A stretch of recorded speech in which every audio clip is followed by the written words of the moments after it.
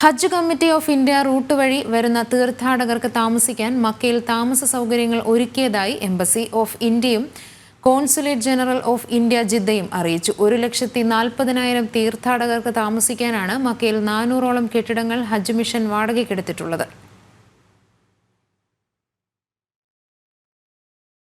Hajj committee of India route വഴി വരുന്ന 1,40,000 തീർത്ഥാടകർക്ക് താമസിക്കാൻ മക്കയിൽ 400ഓളം കെട്ടിടങ്ങൾ ഹജ്ജ് മിഷൻ വാടകയ്ക്കെടുത്തിട്ടുള്ളതായി എംബസി ഓഫ് ഇന്ത്യയും കോൺസുലേറ്റ് ജനറൽ ഓഫ് ഇന്ത്യ ജിദ്ദയും അറിയിച്ചു.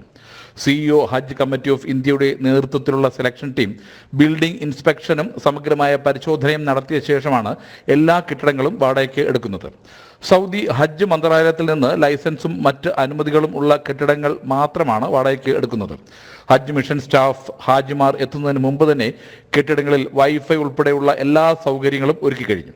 മഹ്റാൻ ഇല്ലാതെ ലേഡീസ് സ്കിമ്മിങ്ങിനായി പ്രത്യേക കെട്ടിടങ്ങൾ വാടകയ്ക്കെടുത്തിട്ടുണ്ട്. തീർത്ഥാടകർ അവരുടെ താമസ യൂണിറ്റുകൾ നേരിടുന്ന എല്ലാ പ്രശ്നങ്ങൾക്കും ഉടൻ പരിഹാരം കാണുന്നതിന് ഹജ്ജ് മിഷൻ സ്റ്റാഫും 24 മണിക്കൂറും പ്രവർത്തിക്കുന്നതായും എംബസി അറിയിച്ചു. കനകലാൽ, ജനം, സൗദി അറേബ്യ.